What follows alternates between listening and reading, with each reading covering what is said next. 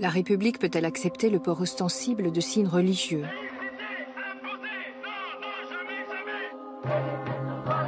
Qui doit financer les édifices du culte?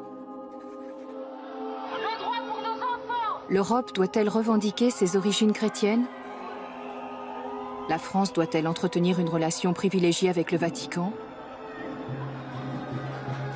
Autant de polémiques, autant de sujets brûlants.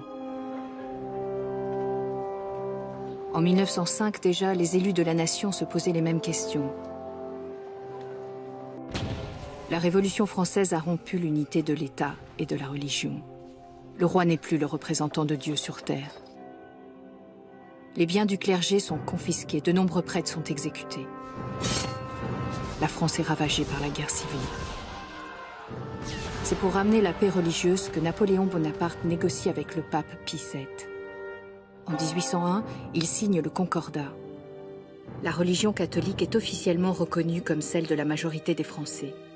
Les prêtres deviennent des fonctionnaires de l'État, chargés d'assurer le service public des cultes. Ils perçoivent un traitement, mais doivent jurer fidélité au régime. Les pasteurs protestants, les rabbins, seront logés à la même enseigne. Cette église fonctionnalisée va soutenir tous les régimes autoritaires et monarchiques qui se succèdent au XIXe siècle. Quand ils arrivent au pouvoir, les républicains laïcisent le pays. Deux France s'opposent, celle du curé et celle de l'instituteur, celle du croyant et celle du libre penseur. À partir de 1902, on assiste à de vraies batailles rangées que suscite la politique anticléricale menée par le gouvernement d'Émile Combes.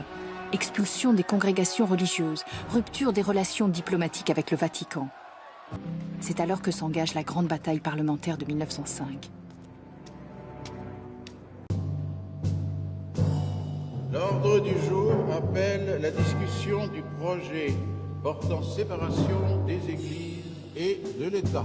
Toutes les opinions pourront s'exprimer. Les ennemis de la République auraient beau jeu dans cette partie.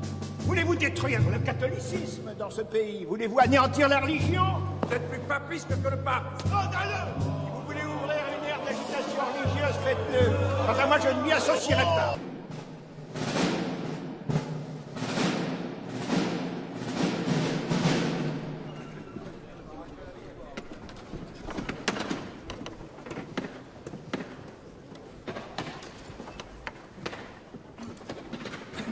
La séance est ouverte. L'ordre du jour appelle la discussion du projet et de plusieurs propositions de loi portant séparation des églises et de l'État. La parole est à Monsieur l'abbé Guéraud.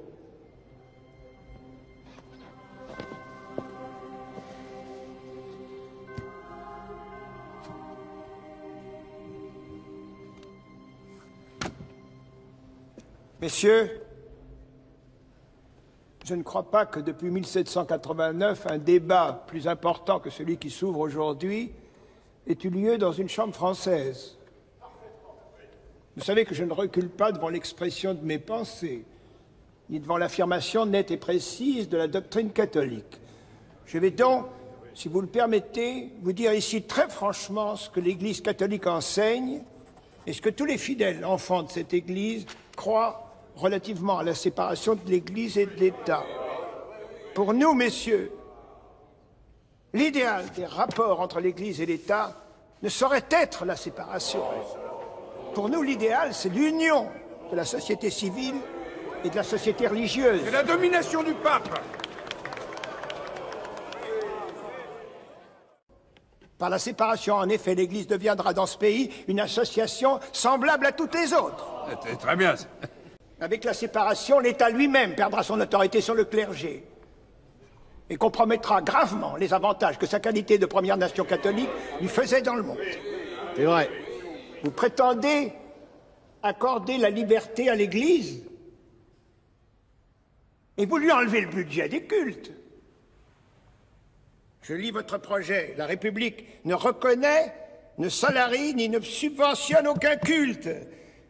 Mais quel est le but que vous vous proposez? Voulez-vous détruire le catholicisme dans ce pays? Voulez-vous anéantir la religion? Voulez-vous entraver la liberté des consciences chrétiennes, catholiques, protestantes, israélites? Je donne la parole sur l'ensemble du texte à Monsieur Aristide Briand, rapporteur de la commission. Alors, Monsieur Guéraud, je ne comprends pas les interruptions de vos amis, pas plus que je ne m'explique davantage les paroles que vous prononciez au début de cette discussion quand vous disiez, vous prétendez accorder la liberté à l'Église et vous lui enlevez le budget des cultes. Mais Monsieur Guéraud, si l'Église ne peut se passer des subsides de l'État, c'est que l'Église est déjà morte.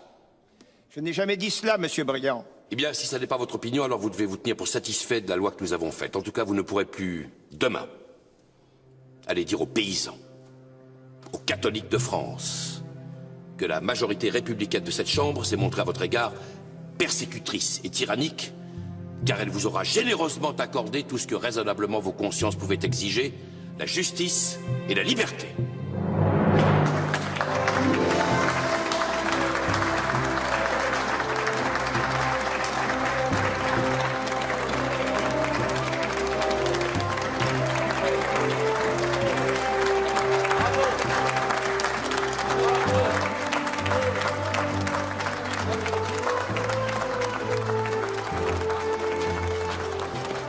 La loi de séparation des églises et de l'État est adoptée à la Chambre des députés par 341 voix contre 233.